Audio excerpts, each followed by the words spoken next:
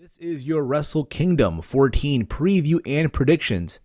But more importantly, this is also the first episode of Around the Point for the year 2020. I hope all of you had a wonderful new year, and hopefully all of you welcomed the year 2020 responsibly. But that is Around the Point. I am Steve. Thank you all for tuning in. If you're new to the channel, hit that subscribe button down below. Give the video a big old thumbs up and share this video throughout your entire social media, wherever it is that you share videos. Wrestle Kingdom 14. Not only will it be on Saturday morning live from the Tokyo Dome in Japan, but it'll also be on Sunday. Yes, it will be a 2-day event. Usually it's a 1-day show. This year they're doing 2 days back-to-back at the Tokyo Dome. So for those of you that will be watching live, or you're going to be actually at the Tokyo Dome, bless your hearts. At the same time, you'll be sitting there back-to-back for 5 hours straight or more. I don't even know, but still, you kind of get the idea. It's crazy. I'm saying this right now, I will not, and I repeat this right now, I will not be watching this show live at 2 in the morning or 3 in the morning, whenever, depending what time it starts here on the East Coast. I'm not doing that. I know a lot of you that are. As a matter of fact, I know a lot of you that will be watching it live as it's going on at 3 or 2 in the morning, and then after that, going straight to work. No call out whatsoever. To those people, you guys are the MVP. Let me just say that right now.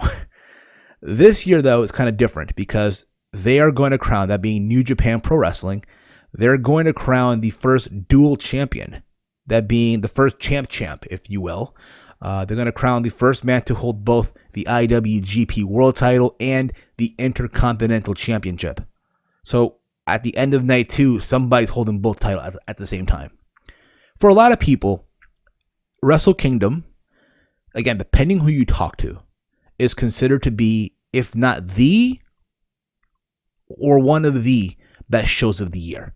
Again, depends on who you talk to, really. At the same time, though, I feel like that's kind of unfair to say, because the year just started a couple days ago, and here they are, New Japan, giving you their version of WrestleMania, almost, right out of the gate. And a lot of times, these shows tend to deliver, and it's in there in contention for show of the year once the year ends. And it makes you say to the wrestling world, hey, everyone else, follow that. But we'll see. We'll see if it is the show of the year, being that, again, for the first time, it's back-to-back. But we'll see. In the comment thread below, guys, give me your predictions if you want, for both night 1 or night 2, or if not, let me know on Twitter at HeelSteven. So I am looking at the card right now. I am looking at the card. All right, night 1, night 2. I'm gonna say this. I honestly feel that night 1, a lot of the first opening matches are kind of underwhelming. It's your typical 6-person tag, 8-person tag that you would see in Cork and Hall, or at a Road 2 show, basically. So there's that. So what I do know, however, is that on night 1, on the dark match, basically this match will not be airing live on New Japan World, but it'll be for those that are actually in the Tokyo Dome. There will be a women's match from the people from Stardom, a special match between Mayu Iwatani, Arja Hoshiki versus Julia and Hana Kimura. Again, I'm not going to sit here and pretend that I know these women. I don't watch Stardom. I don't. I'm sorry. But I know a lot of people that are kind of upset because not on the actual pay-per-view. To my understanding, is due to contract, conflict with television and stuff like that. Hence why it will not be airing on New Japan World, or on the pre-show, if you will. So it is what it is. Also, you have on the kickoff show, the Great Bash Heels of Tomoki Hamna, Togi Makabe,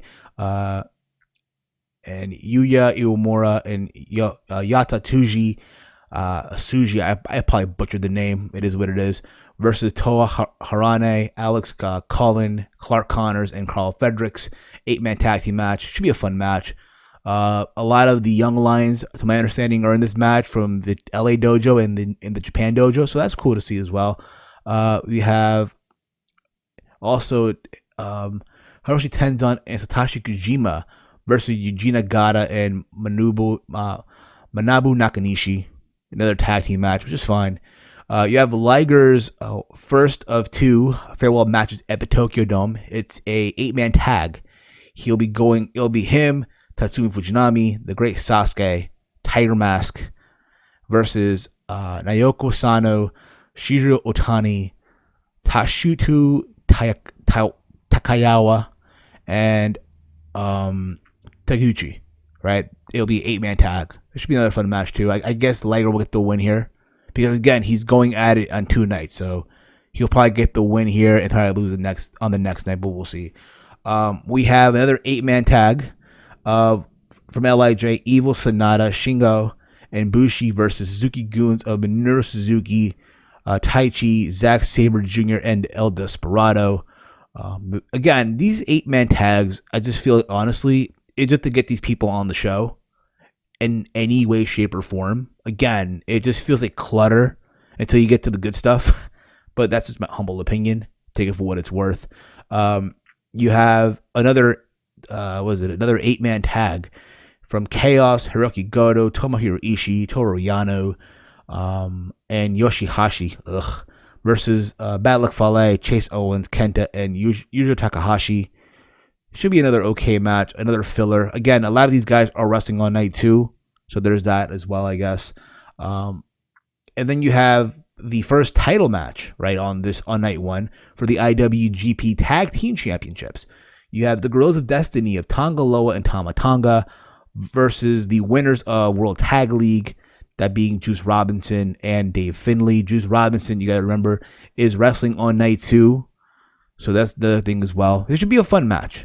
For what it's worth, it should really be a fun match. I feel like, Juice Robinson and Dave Finlay have a lot of good chemistry, being that they were both young lions a long time ago together. They started off in the New Japan Dojo.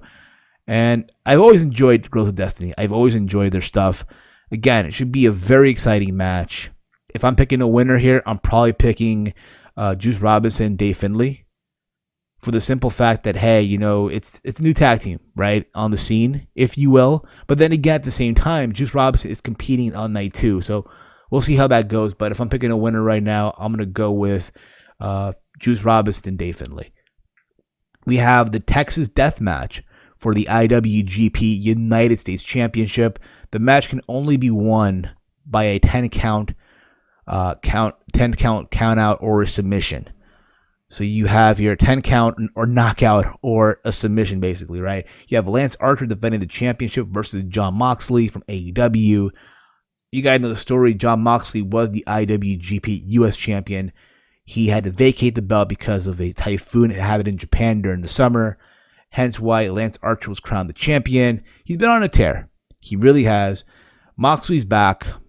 We don't know for how long because, again, to my understanding, this is it for him basically in Japan for the time being. And I said this a long time ago.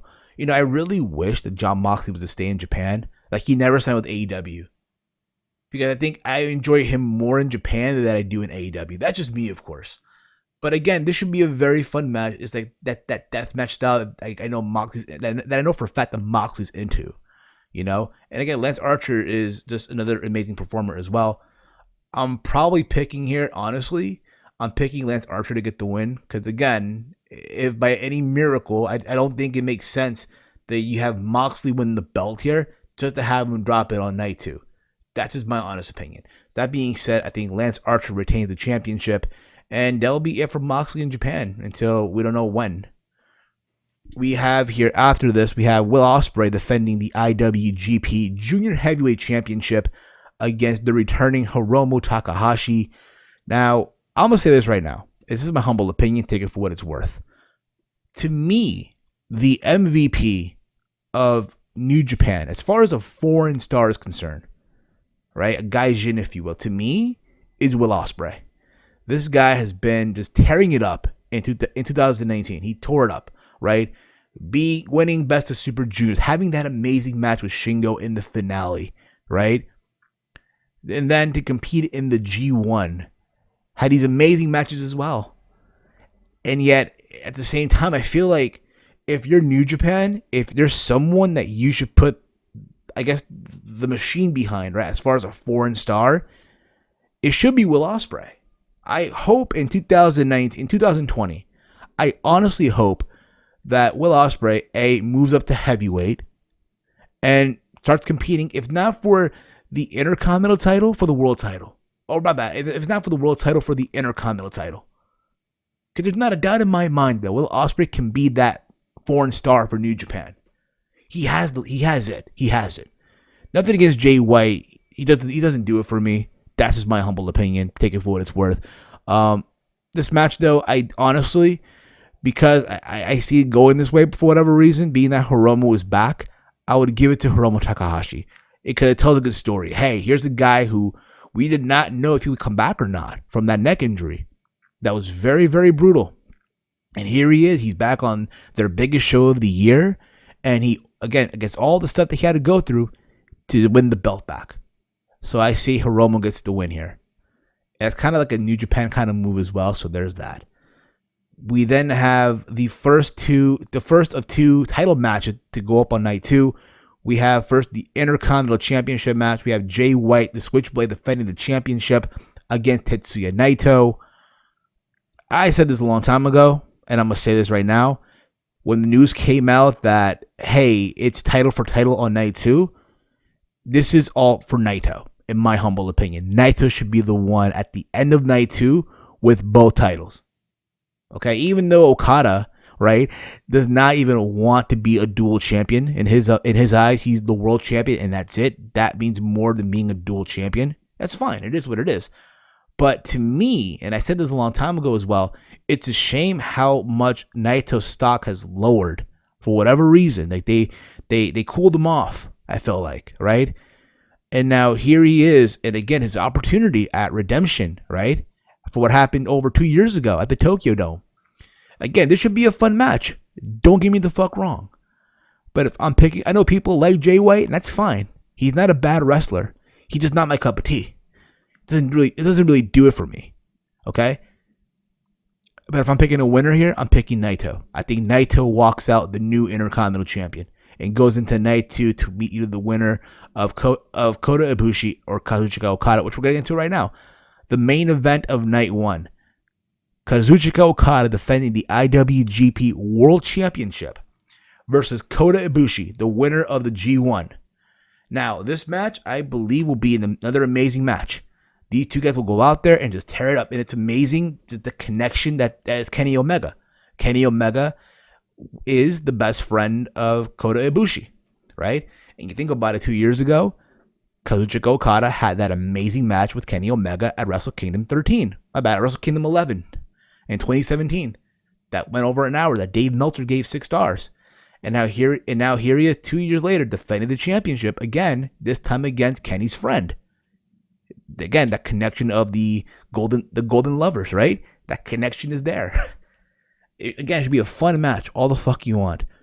At the same time, I feel like every time I see Kota Ibushi wrestle, he comes off like a runner-up almost, right? Granted, I was at MSG and he beat Naito for the Intercontinental Championship. But this is the big one, right? This is like the big prize here. So for me, if I'm picking a winner here, I'm picking Kazuchika Okada. I think Okada wins here. It goes on to night 2 to face Tetsuya Naito to see who's going to walk out the new champ, if you will. And that's night 1. Again, night 1, I feel like there's a lot of filler matches. But when you get to the nitty-gritty of things will pick up near the end of the show, in my humble opinion. We go on to night 2. Holy shit. Be a crazy fucking 2 days. I'll tell you that right now. Again, all of you guys out there that are going to be watching it live, then going straight to work, bless your hearts. You guys are the fucking MVPs. We have here, on night 2, you have a gauntlet match. You have a gauntlet match of, apparently for the never open weight 6-man tag team championship. You have the most violent players of Togi Makabe, Toru Yano, and Taguchi take on Chaos' Tomohiro Ishii, Yoshihashi, and Robbie Eagles versus Bullet Club's Battle of Fale, Chase Owens, and Yujiro Takahashi versus LIJ's Evil, Shingo Takagi, and Bushi, and Suzuki Gun's Taichi, El Desperado, and Kanemaru. Basically, all the factions that you have in New Japan, all going at it in one. Just a giant clusterfuck. Honestly, here again, I don't have an interest in the never open weight 6-man tag. I just don't. I feel like it's been like a rotating thing on New Japan. So for me, it's whatever. I'll pick Suzuki Gun, but fuck it, I really don't care. You have a tag team match on the main card. This is Liger's final match, right? His farewell. It's Jushin Thunder Liger and Naoko Sano, right? going up against Ryo Lee, the former Dragon Lee, and Hiromu Takahashi. Kind of crazy, right? That Dragon Lee and Takahashi are teaming up here, and those two used to hate each other. They had a feud, right? Dragon Lee was the guy that injured Takahashi all those years ago in California, and here they are now teaming up. Kind of crazy how things work, right? I think Liger does the honors here, obviously, and you have him, go out with a loss. At the same time, I would not be surprised if New Japan lets him go out with a win. Weird things have happened before, of course, but I think what makes sense here is, hey, Liger doing the honors, and you have Hiromu Takahashi and Dragon Lee pick up a win here. So there's that. We have a tag team match for the IWGP Junior Heavyweight Tag Team Championships. We have the Bullet Club, the Taiji Ishimori, and El Phantasmo defending the titles against Roppongi 3K of Sho and Yo. It should be a fun match. Another fun-paced match with all the spots here. Sho and Yo won the World Tag League for the Junior Heavyweight Division. So, again, it should be a fun-paced match for what it's worth. I see Sho and Yo picking up the win, though. So there's that. We have a singles match for the British Heavyweight Championship. Zack Sabre Jr. defending the championship versus Sonata. You look at night 2, right? Yes, you have Kenta and Hiroki Goto. You have Tanahashi and Jericho. You have the main event, right? All these matches, but I feel like this match, Zack Sabre Jr. and Sonata, is like that dark horse match that no one's really talking about, but it can definitely steal the show.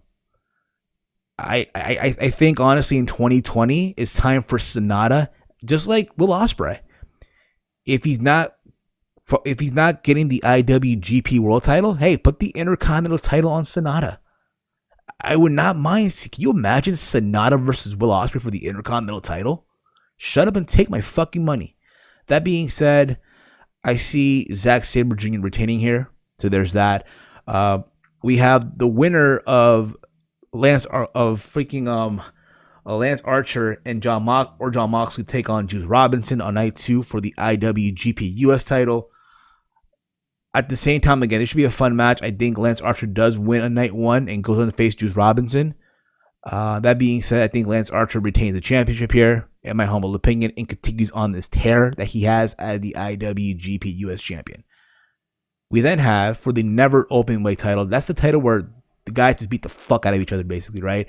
You have Kenta versus Hiroki Goto. Kenta cost Goto the Intercontinental Championship at the last pay-per-view, I believe. So there's that thing, and Goto apparently wants to kill Kenta. If you watch the promo that he did, I think after the pay-per-view, I translated it to English, and it said that Goto wanted to just murder Kenta, beat the hell out of him, right? And again, the Never Openweight title, to my understanding, has always been that title where guys just beat the fuck out of each other, basically, right? And this should be a very fun match, just like the Sonata and Zack Sabre Jr. match. Another sleeper match that people really aren't talking about that much. I think at the same time, though, I think a lot of people were hoping to see Kenta versus Shibata,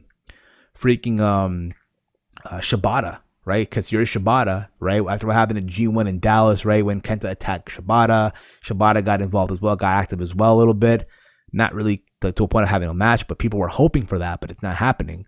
Would not be surprised though Shibata accompanies Goto to the ring to play, just to fuck with Kenta. But at the same time though, I see Kenta retaining here. I see him retaining. I think Goto wrestles with emotion, and that's going to cost him. The fact that he's fighting with emotion. So there's that. We have the loser of the Okada and Ibushi match versus the loser of the Jay White and Naito match. I say it's Kota Ibushi versus Jay White in the rematch of the G1 finale for this past year.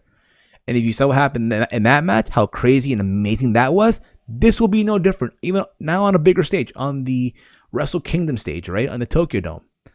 That being said, I see Kota Ibushi getting the win. Think about it. Kota Ibushi lost technically here, hypothetically speaking, in the world title match. He needs to win more. So there's that. We then have the match that everyone's hoping now, see what happens, right? It's Hiroshi Tanahashi, the ace of New Japan, versus the Painmaker, Chris Jericho, who's the current AEW World Champion, Le Champion.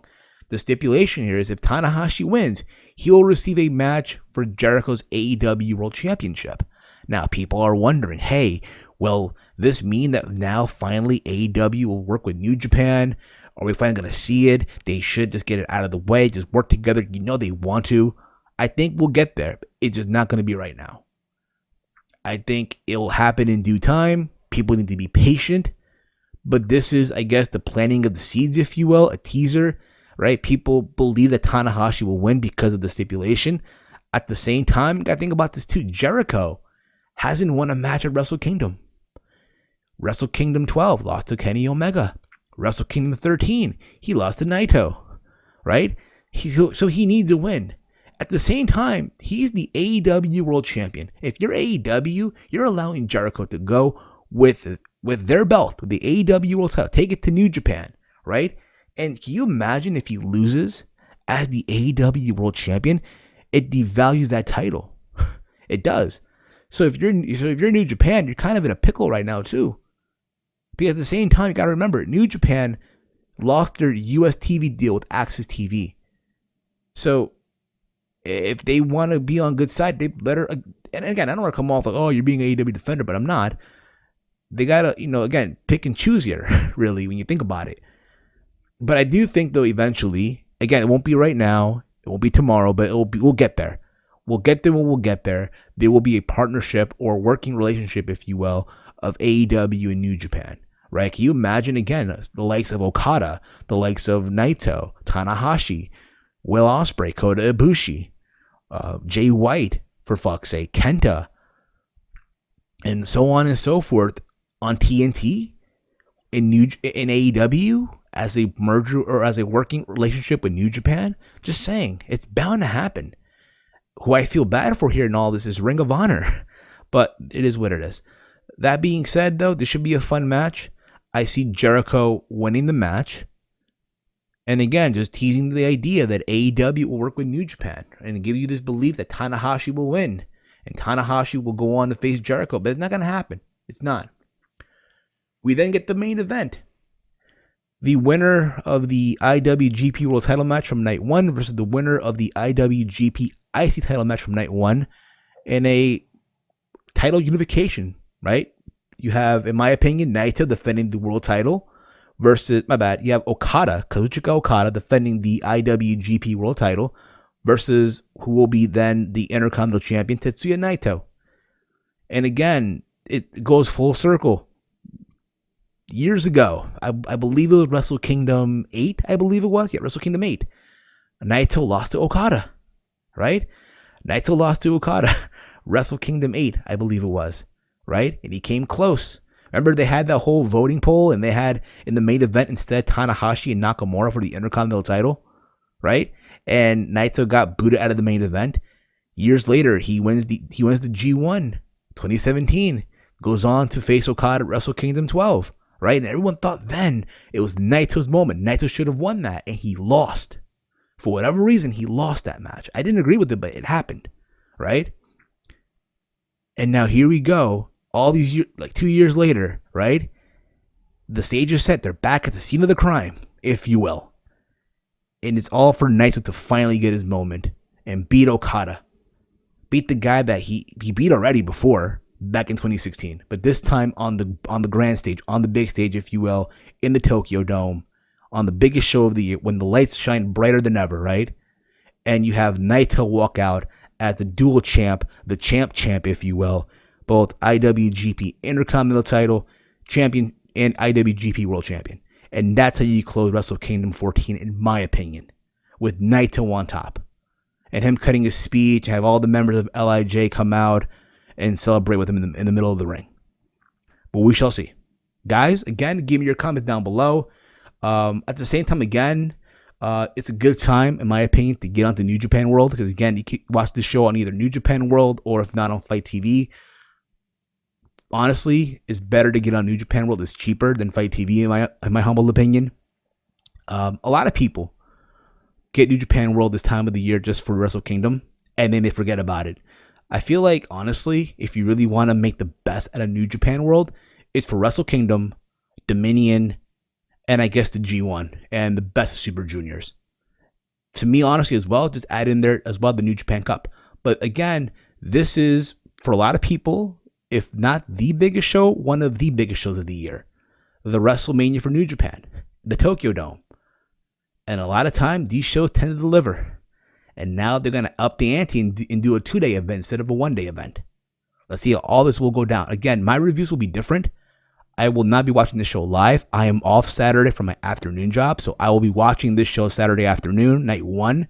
There will be a review of night 1 Saturday night, and Sunday on night 2, I will probably watch the show Saturday afternoon after I got to work, and then there'll be a review for night 2. So that's how it's going down. So again, guys, give me your comment down below with your thoughts on Wrestle Kingdom, all that fun stuff. Follow me on Twitter at HeelSteven. And this has been Around the Point. Enjoy it. Happy Wrestle Kingdom, guys. It's coming literally 2 days from now. I can't fucking wait. Let's go, Naito.